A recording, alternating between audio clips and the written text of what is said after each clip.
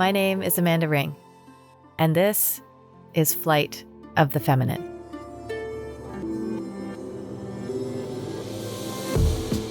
Here on Flight of the Feminine, I'm inviting you to explore and reclaim all things feminine, the divine and the dark.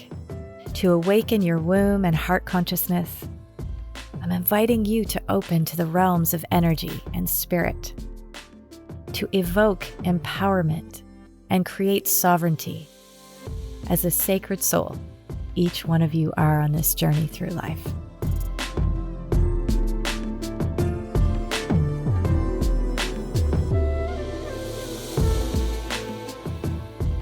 Welcome back to Flight of the Feminine. I'm Amanda Ring, your host.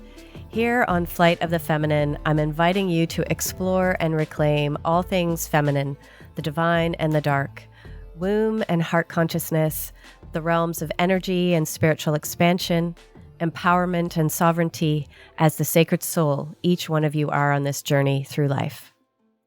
In our last episode, I shifted us in a bit of a different direction, but one I feel still is very much connected to the feminine archetypal energies of intuition, connection with the earth and energy, and the fascinating world of dowsing.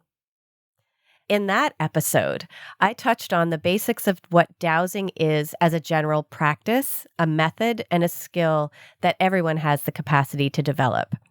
So if you're hopping into the show series here and haven't listened to episode 11 yet, you're still okay to flow along with us here and carry on listening and maybe pop back and have a listen to that episode, especially if dowsing is new to you. I'm sure your curiosity will be piqued even more after listening to that and today's show. In this episode of Flight of the Feminine, we are going to expand through the topic of dowsing to share more about the specifics of earth energies, the various types, how these are changing, how these energies are influencing and shifting human consciousness, and why this is important for you to know. As I mentioned in the previous episode, I discovered the world of dowsing through my practice as an energy practitioner and a shamanic guide in my work with Seven Feathers. However, the more experiences I have with dowsing and earth energies, the more it is affirmed for me that I have been attuned to earth and cosmic energies since I was a child, which I'll hazard a guess will be true for many of you also listening now. Dowsing is a fascinating way to gather information, locate items, communicate with energy, support energy, and influence energies that are beyond our five senses, which we cannot see through our biological vision. Yet many of you and I can sense through our somatic nature and our psychic sensing. It is both an art and a science. You might have heard the term water witching, and many of our elders in rural communities know of it as such, and to help with locating water. And yet it is so much more. There's often tools used like copper rods or a Y-shaped rod, pendulums, bobbers. Yet the greatest instrument is you. As I continue on my own personal and professional journey with dowsing, I was synchronistically guided to Rory Duff and his incredible work. I am beyond delighted and honored to welcome a very special guest to Flight of the Feminine today. And that is Rory Duff. He is joining us all the way from his home region of southern England. Rory began his work and his working life as a geologist in the gold mines of Africa. And after a moment of synchronicity himself, he learned about the Austrian mystic Rudolf Steiner, at which point he moved back to the UK, where he pursued a career in coaching, training, and speaking. And in the last 5 years, he switched to researching geobiology, which is the study of how the earth affects life for all of us. Rory is one of the leading pioneers in the world in understanding of the lays or ley lines and earth energies, how their frequencies can be highly beneficial as well as dangerous. And he has come up with the first ever classification of Earth energies, which is now used by thousands of people worldwide. He has mapped more of these lines around the world than anyone else, and the first to fully map all of the major energy lines that could be found over an area of 200 square kilometers. Something which I recall him saying took him about an hour a day for 6 years. Rory was also the first person to rediscover the most powerful Earth lines in the world, the Emperor Dragon lines. There are only 6 pairs, and one pair runs across the United States. In his talks, he explains how and why these particular lines come and go over the centuries and the effects that this has on humankind. And it was these studies that led him to finding the link to the Knights of Templar, if that's something you're familiar with, and their most sacred location. In addition to that, he is the first person to ever offer up a viable scientific hypothesis as to what these energies actually are and how they are generated within the Earth. And what I find equally fascinating is how this links with universal consciousness.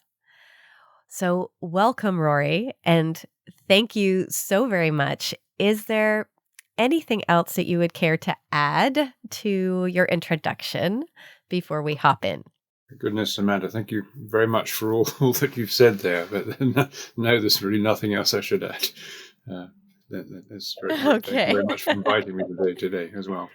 Well, thank you so much for all the work you've been doing. I know how devoted you've been to the Earth and these frequencies and learning about and learning from these energies and teaching others like myself. I had the great pleasure of traveling to the south of England to study with you in 2022, and it really opened so much more for me. And my intention for inviting you here today is to help others who are really curious about Earth energies to gain a better understanding of what we're even talking about when we're saying Earth energies. So, and it's sort of the different classifications and how you've come to discover how is the Earth emanating these frequencies? Like what is going on and why is it so important? So let's start there. So why don't you go ahead and explain to us what is a ley? I'd like to do that, Amanda. But first, if I can just go back a bit, you said about why is it so important to me and why is it so important to us? And I'd just like to start with that. Absolutely. And then go on to that because Please, the world is facing some huge dilemmas right now. And for me, one of the biggest ones is whether or not you believe in God or not. And if you don't believe in God, then there's a whole science out there waiting for you, which is nicely materialistic and reductionist. And it doesn't explain how intelligence came to arise around the universe. Now, I don't hold with that science. On the other hand, if you have God and he exists and continually creates all things around you, you need at least a scientific explanation that explains that, or at least, in the very least, how God operates to continually create matter in this universe. And I was very fortunate to have met an amazing scientist called Ron Pearson, who had asked that same question and had come up with a completely new theory on the creation of the universe. And what was fascinating was that this whole theory depended on vibrations being at the fundamental level of reality, which he called the subquantum. And that went on to create light on the quantum level, which went on to create matter on the classical level we see around us. And this is exactly the same as Nikola Tesla was saying, vibration creates light, which creates matter. Now, when you start thinking of that, then God or the universal intelligence is most likely, I think now, working through vibrations at the subquantum level. I mean, just the way that Ron Pearson talks about. And he actually came up with a full theory of quantum gravity. And the reductionists who say that when your brain is dead, your mind is dead, haven't come up with a theory that fits without any flaws. They still rely on the Big Bang theory. They still rely on relativity theory. You don't need those two.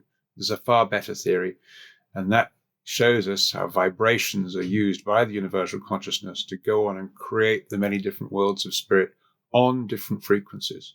And having set the scene there, you begin to see the connection between vibrations later on when I go into talk about lays and ley lines. Now, if I could come back to the question that you asked about what is a lay or a ley line or alignment, we must go back to an early observer, because all science starts with observations. And this observer was looking, this is Alfred Watkins, he was looking at why certain sites of interest were always set in a line in the landscape. It could be a church, it could be a standing stone, it could be a holy spring. And he saw these things were natural alignments. Later on, Jean-Michel proposed that there was a particular alignment running across England called the St. Michael alignment, which ran through many churches called Michael and Mary. And then Hamish Miller, the Dowser, dowsed that two lines were entwining their way and crossing over each other along that alignment in their famous book, The Sun and the Serpent. A lot of people at this stage said, this is rubbish, because there are so many sacred sites on the map. There are so many mounds and places of prayer and churches. You could draw lines in any direction running through anything you like. So all this ley line alignment is just balderdash. Well, that argument got chucked out the window when we started looking at what these lines were doing. And so the first definition is you have the alignment, which is also called a ley and also called a ley line by different people. So it all means the same thing. And that's pretty much a straight direction across the line of the landscape. Each of these alignments, if it's a true alignment, will have a pair of earth energy lines running, crossing over, just like the St. Michael alignment has the Michael and Mary line. Now these alignments and these actual energy lines, they have a side-to-side movement that can be measured. It's very slow. It goes one way for about 6 hours and the other way for about 6 hours. But we found after measuring these hourly movements that some of them had different frequencies. And the really slowest moving lines would take 12 hours to go one way and 12 hours to go the other way. And these lines were much rarer. So we called these the type 4 lines. The ones that moved slightly faster were like the type 3s and type 2s and type 1s. So it's a basic, simple classification. And we also recognized that the widths of each of these frequencies was slightly different as well. So as soon as you start looking at the fact that some of these lines are much slower frequency and vibration, and they're much wider, and they go through much more significant sacred sites, you begin to see now there's a reason you can draw lines between specific sites and see where their intersections are and test. If you've got two lines running towards each other, they should intersect at a very, very powerful energy center. And you might find something special there, like a cathedral or an ancient sacred site, which was not known before. So this hypothesis has been tested for years and years now, and more people are finding when they're tracking these lines, they intersect and find a site which has never been known before. So what we are now left with is a series of alignments with different frequencies of energy lines. But we then spotted something interesting, is that 4 times a year, all of these frequencies started moving into exactly the same time. In fact, they all joined up at the same frequency. And they moved one range of movement at one time, and they reached the other end of the range of movement at the same time. So what was causing this to happen? And it happened always the day before the solstices and the equinoxes. So now we've got to start thinking, well, what was the reasoning behind this? And why is it the intersections have something to do with sacredness? There was ancient places of prayer, like stone circles, Templar chapels, and also modern places of prayer. you find this. So, and if you look at a certain place as well, like Montsegur in the south of France, this has been a place where the early Celts held as sacred, then the Romans held as sacred, then the Christians held sacred. It's different religions over millennia held the same place to be sacred. Well, why would one place be sacred? Why not just move down the road 50, 60 meters and build your temple there? No, it was the lines and it was the location that was important. And when you put these vibration energies together and brought people to that place, it in some way enhanced this connection to God that everybody felt. So you're left with thinking, well, what kind of hypothesis could explain this? And if you think about the Earth spinning and the countries moving around with that spin, the lines don't move that far from where they are on land. They just have a small side-to-side movement. So whatever's creating these lines had to stem from within the Earth. And the only explanation that we could find, not only were the lines here, you needed something which was a continuous source of energy. So if this is a frequency, this is not going out off and on. It had to be continuous. And the only possible thing was the inner core of the Earth, which is iron and nickel. Iron and nickel is a very good transducer. It takes one form of energy, converts it to another. And just on the outside, outer core, which is liquid, you have where the electromagnetic field of the Earth is actually said to be created. So you've got this solid nickel transducer sitting inside this liquid outer core, and the electromagnetism has been converted to basically spherical standing waves of vibration. And the inner core is expanding and contracting, very, very slowly. To get these side-to-side movements, 12 hours one way, 12 hours the other way, you're talking about microhertz in frequencies. You can't even get down with electrical equipment to below 2,500 microhertz. And even then you need super cool gravimeters buried under the ice in Antarctica to do that. So what we're finding is, what the hypothesis is, that these standing waves of vibrations emanate out through the Earth, bouncing back off the different density levels and vibrations to eventually express themselves on the surface of the Earth. And if you look at the nature of standing waves in a circular environment, they actually express on the surface as linear features.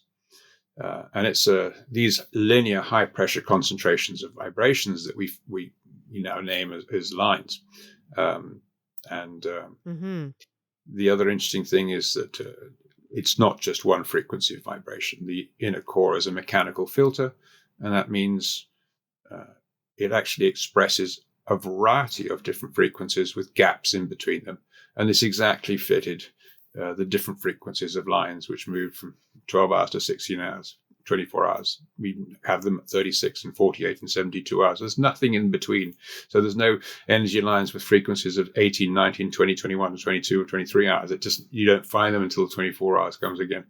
So there's a good chance that the inner core is what's controlling, and it's the size, the density of in iron and nickel, which determines the nature of the frequencies that come out, irrespective of where this source energies come from. And we've got one source energy, which is the outer core and the electromagnetism of the Earth, but there's two other sources of potential energy.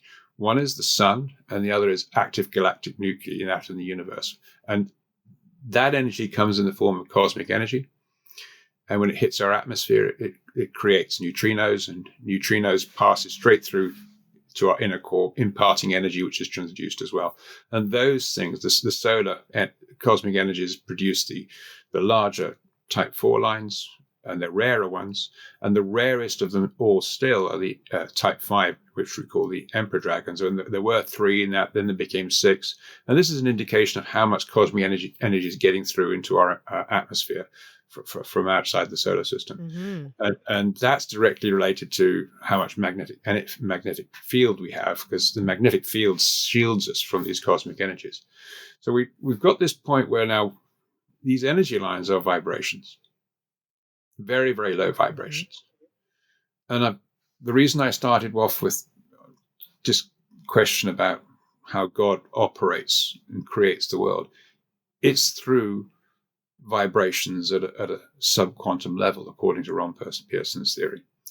So now you're looking at, well, if it's operating through vibrations, very, very low vibrations, there's a possible link here as to why these intersections on the surface are held to be so sacred, because these seem to be places where people naturally have a much easier connection with to the universal consciousness, and then can go on to achieve some incredible things. And that's when you begin to see, wow, you can meditate on these places or pray on these places, and a variety of outcomes can happen more readily, I would say. So does that answer the question about the ley lines, the alignments? And it's great because now you can find sacred sites, you can see alignments on the map, and then go and investigate, see, well, what type of lines have we got running along them? It means that everyone can dowse, as you said earlier. It's a skill we all have, because dowsing essentially is a communication between the conscious mind and the subconscious mind. It's easy enough to learn. You just practice. And for me, teaching people to dowse, getting people to find the energy lines and the sacred sites near to where they are, is the key to beginning to bring together spiritual people into groups at these sites. And that's going to determine a much more positive future in this world. I would agree wholeheartedly, and I thank you so much for taking like such a breadth of a topic around like the actual science and distilling it down to explain it in such a way that I find is much more easy to digest. And for those that are listening, I will keep in the show notes the reference to Ron Pearson's work, as well as Rory's own book, which is a guide to ley lines, earth energies, nodes, and vortices, and things like that, if anybody wants to take another look at that.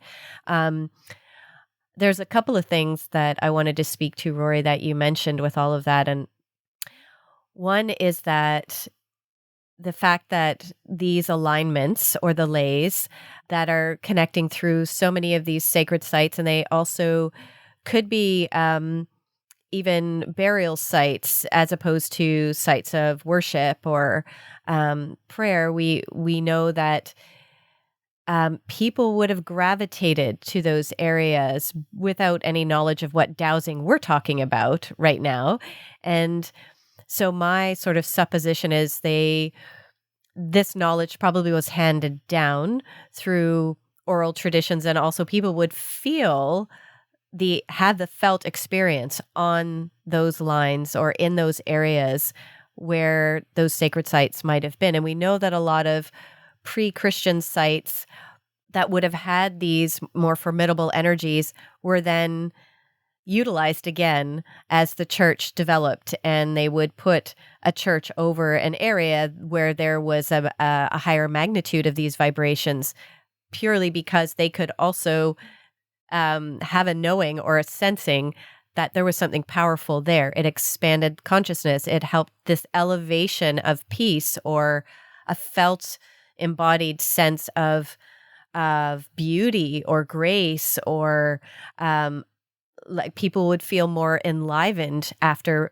being on those areas. So like from a practical standpoint, people would be drawn there. And to me, that speaks of the vibration and the vibrational nature that we are as well as electromagnetic beings and souls that are ultimately on that you said subquantum aspect of existence. We are this vibrational entity, so that we're mingling with this all the time. And so many people are generally unaware of their direct experience to the vibrations of not only earth currents and earth lines, but even just nature itself. So I think that's just a beautiful expansion for people to recognize that, yes, the earth is this vibrational being, if you will, and us as part of it are also receiving what's emanating up from the core of the earth, but also what the earth is receiving from the cosmos, the galactic energies, and the solar energies and the lunar energies. And the fact that you've been able to capture also how these specific earth lines shift according to these time patterns. But also, I know from training with you that the lunar cycles and the solar rhythms or cycles also influence the potency of the lines. Do you maybe want to speak to that a little bit? So that, because sometimes people might say, oh, well, maybe I've connected with this line, but I didn't feel the same thing as I did the last time I was there or on this site. But it might have to do with what time of year it is or what position the sun is at when they're there. Do you want to share a little bit about that? Do you feel that's relevant?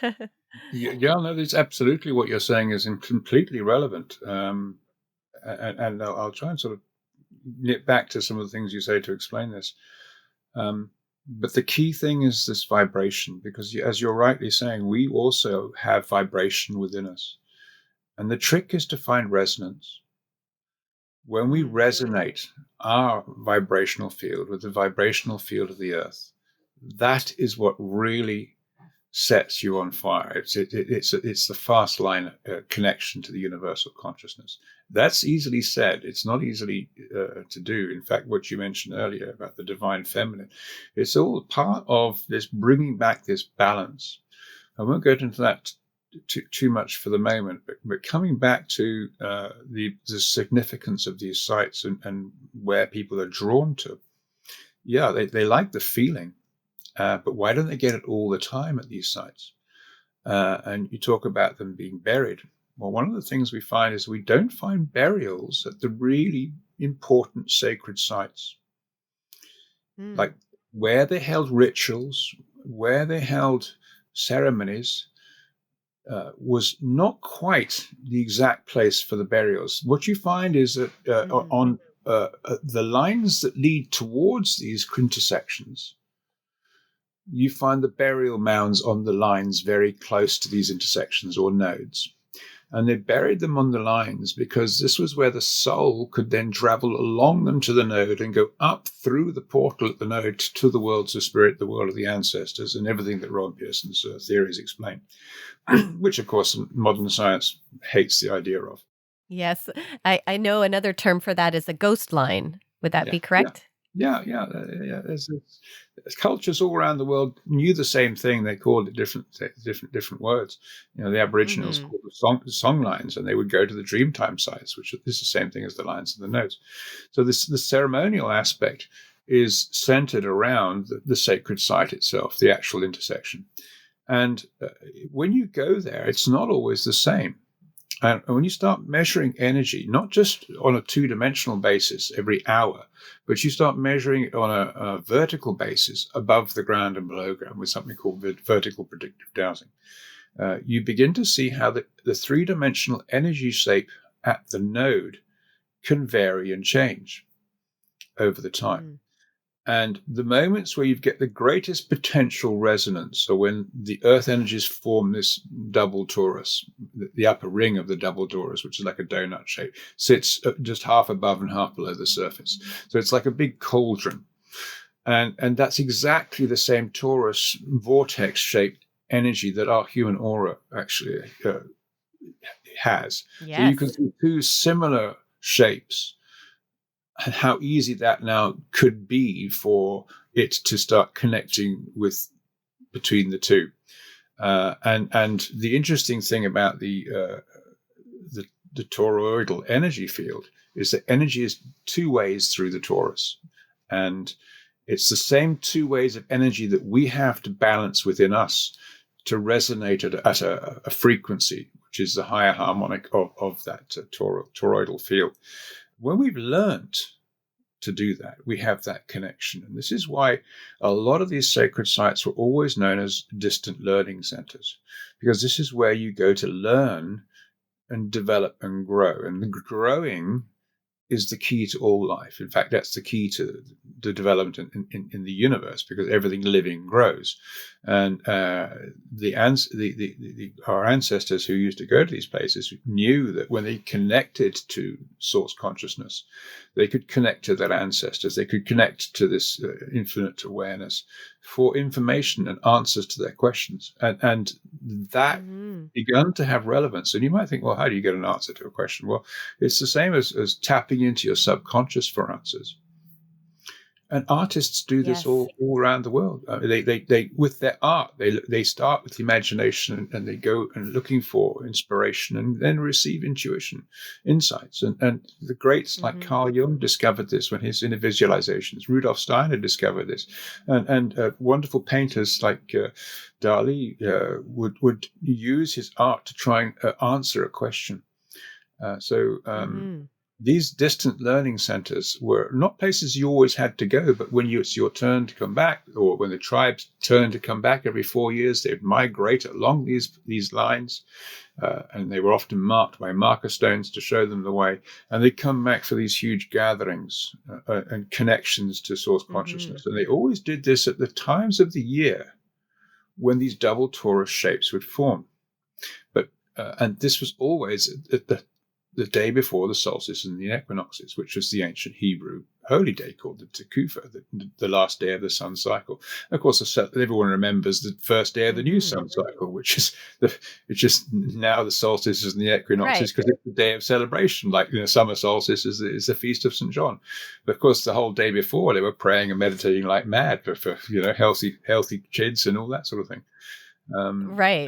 It made a difference. They could hold balance within themselves and to create balance in their surroundings. So if they need water for their plants because there was a drought, there was an imbalance in the land. So you go within and you rebalance yourself, and what you do within shows without. And this is the key thing we're learning today about how we can bring back balance to this world.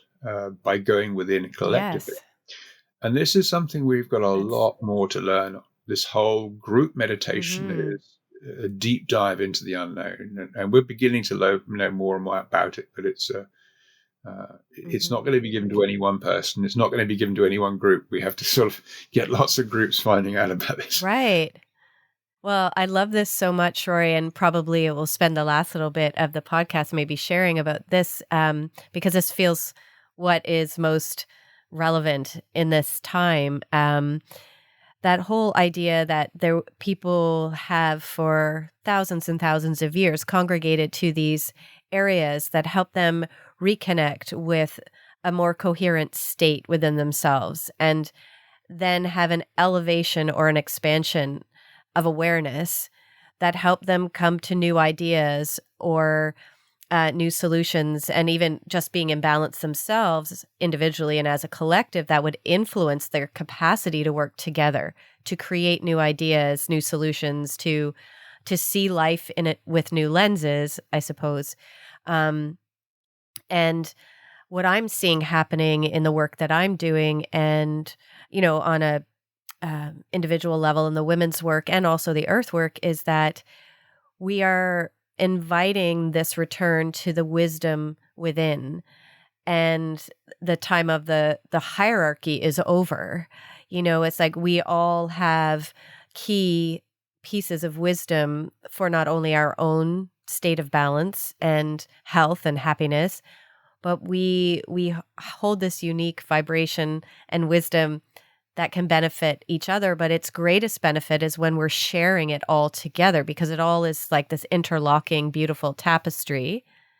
And you mentioned about congregating on some of these more powerful intersections of the lines, which you've referred to as both nodes, but also as these places of knowledge. Because when we're all coming into resonance and having expansion in the vibrational field, then there's even more expansion in the collective there together. So there's more access and more access and more access to deeper wisdom from the subconscious or the collective consciousness. And two things from that I'd love to share is, when I connected with you and you gave me the assignment before I came and trained with you to try to locate one of these these sets of type 4 lines and a node in the province of Mi'kma'ki, Nova Scotia. I was like, okay, holy cats, here we go. And I won't go into the process of the location of it. But when I did find it, the lines and find the node, and I hadn't had the experience yet about finding the center of the node with a group, which we'll speak about together here in a moment. But even when I found that energy nodal area, I'm very sensitive to energy. A lot of the people that I work with are also very open to that and want to have a direct relationship with energy and that of the land and nature around them. But when I sat down to meditate, I wanted to have communion with the space. The moment I sat down, my root chakra and my crown chakra just instantly went into this balanced state. And it was like I could feel that toroidal field just like open and balanced. Like it was so instantaneous. And I think I remember sharing with you, I also had this vision of this rainbow dragon just like accelerate out of my crown chakra, a very psychic experience.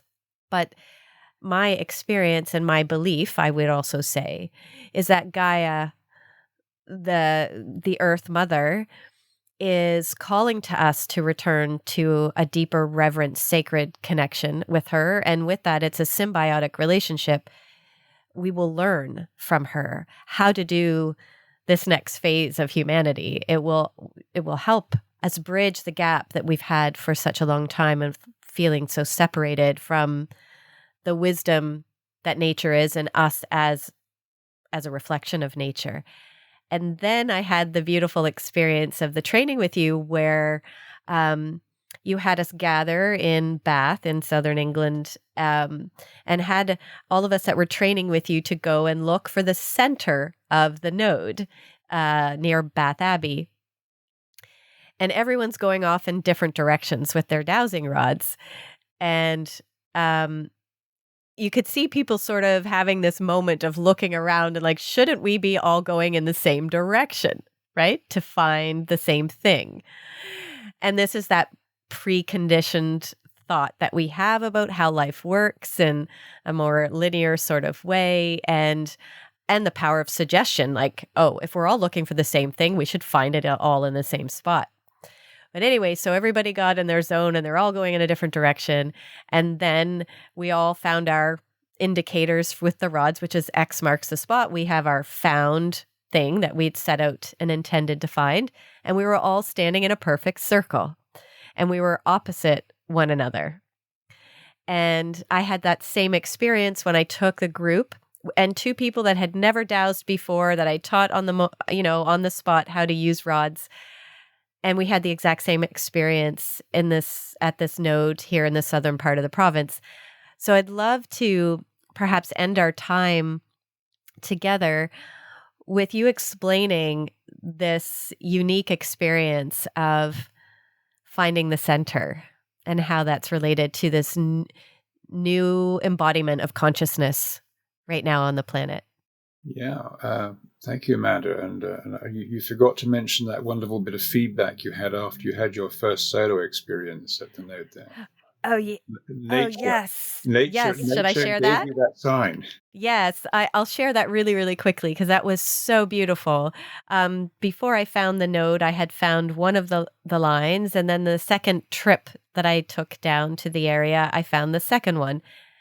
And I was testing the width of the line and testing the frequency, the rate of flow on the edges. And also then I needed to find the center of the line in order to find the node.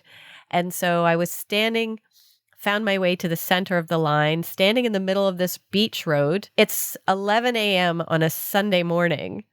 And I'm standing there with my rods, and I was looking down at the rods, and then I looked up, and here was an adult bobcat coming out of the woods, out of the ditch, looking straight at me about 15 feet away, and walked all the way across the road, keeping eye contact with me. And not only was that significant in that I was like, oh, I've absolutely found it. Like nature, the Earth Mother had said, yes, you've got it. Because you would never see a bobcat in the daylight like that, let alone on a main beach road, that there would be traffic on a nice day like that on a Sunday. Anyway, the other part of that was that my shamanic journey guide is a puma. When I do my journey work to the lower world, it's always been the panther or the puma. And so I knew, I found it. I love that you bring that back, because I used to have my spirit bumps even talking about it. It was so relevant that nature, the wisdom, the intelligence of all that is always communicating with us. And when we're in right relationship, that communication gets stronger, doesn't it? I really wanted you to mention it because it's such an important part of what I'm about to say, because nature provides us with feedback. We need something to tell us when we're on the right track. And when we start looking at working out why we have 6 perhaps different people all in a circle around in a node, you find that you're beginning to realize just how a group of people who are all independently individual sovereigns work so much more effectively when they share information as a group on what they perceive. And this can work in dreams, it can work in meditation, and it can work in dialogue. The perspective that each person has is unique. And the insights they get are unique to them, because they may be more kinesthetic and other people may be more visual, maybe other people may be more auditory. So we're beginning to learn about each other. And by learning about each other's abilities and skills and functions, you learn about where your weaknesses are, and it makes you want to become a better person and grow those weaknesses. But amongst the circle of the 6 and learning how we work in a node, you begin to realize how some people are tailor-made towards certain functions with regards to working with energy. You'll get those who can create and work with vortexes. You can create those who can work with the vertical balance. There are those who move it around. There are those who can anchor it. And each of those are functions within group meditation that we're still learning more about. But when you start looking at art or a prophecy, you can study it for hours on your own. But it's when you start listening to how other people perceive that same prophecy, those same dreams, the symbolism sparks, because the necessary ambiguity in that symbolism means different things for different people. And when you share all of that information, what is 2-dimensional to you really becomes 3-dimensional. And when you start sharing the insights that you get from each of you, that ambiguity begins to dissolve, and the message that comes through from the group is absolutely the message the group needs at that moment in time. And invariably, it leads to synchronicities and nature giving you feedback. And that's absolutely beautiful. I've worked with groups now, and I'm still staggered at some of the things which come out of it, which you yourself can't possibly ever hope to achieve. And that tells us one thing: we're moving back into a group environment.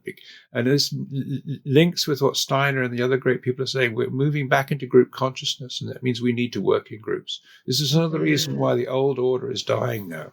We're moving away from centralization to decentralization. There's nothing they can do to stop it. Mm-hmm. The spiritual war is what we're in.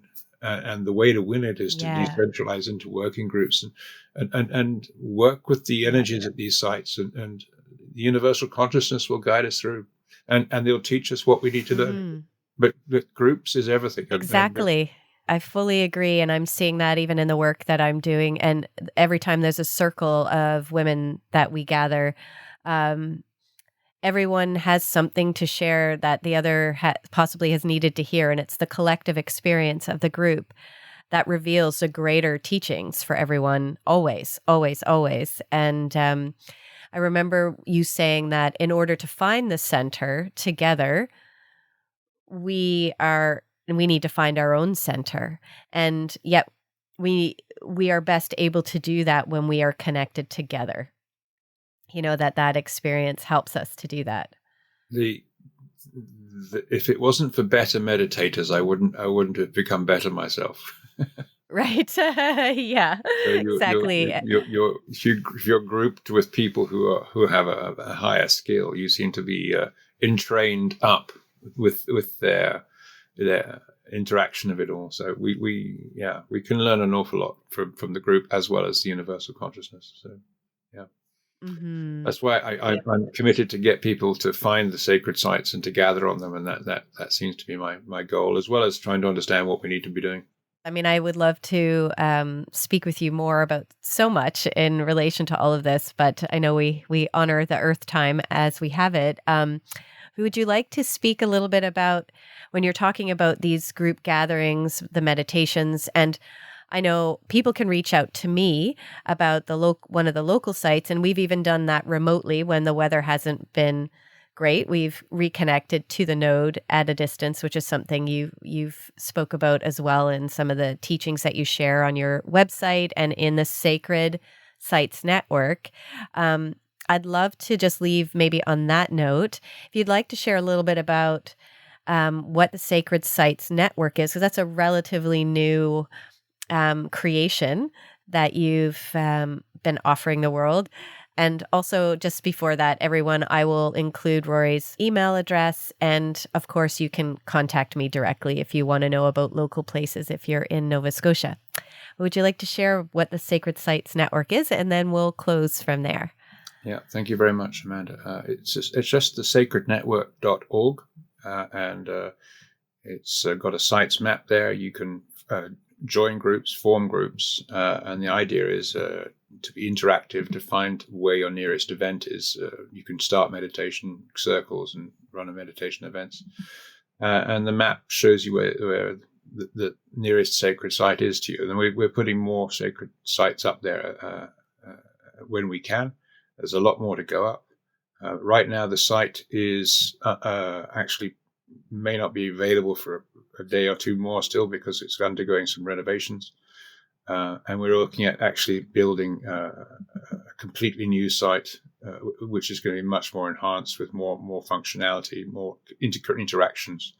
Hopefully that'll be done towards the end of the year. So that's one port of call. Hopefully it'll just draw people towards meeting new friends and like-minded friends. And I think that's one of the great highlights of it is you meet such wonderful people who are awakened. Yeah. They get it. They're not judgmental. They know what's going on. They want to go with the flow, and it's a great line of work to be in. It is. It really is. And I love what you were referring to also about the decentralization. I mean, I feel like what is also happening is a move away from herd mentality and back to community and reverence for both the sovereign individual, but the absolute beauty and need for that collective living again. And to me, that's coming back to these matriarchal ways, really, of the unique blessing of each individual and how we co-create together. So thank you again for taking your evening to join us for this episode. And I certainly would love to have you on again. And so we'll just see if that aligns and technology agrees with us and synchronicity happens. So thank you again from the bottom of my heart for joining us today. Thank you for all you're doing as well, Amanda. It's wonderful to see your own investigations and your own work at this. And that's if I can support that in some way, I will. I'd love to. Thank you very much. So for all of you listening here today on Flight of the Feminine, if you're keen to start your own journey with dowsing, you can certainly check out Rory's website and mine, and for upcoming trainings, for resources of books. And Rory has a plethora of published books and other links and resources that will really be supportive. And if those of you are in the area, I also am teaching just sort of intro level 1 to dowsing, and that'll get you started even connecting with your own energy, your intuition, learning about what we were talking about the subconscious and the conscious state of awareness, and just reach out. And please make sure to like and share this episode if it's something you think others would be interested in. And thanks again for listening, and many, many blessings to all of you.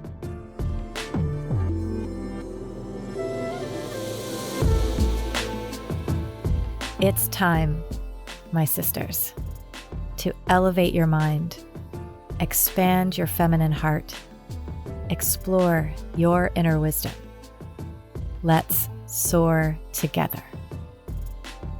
Sending you all big, big love.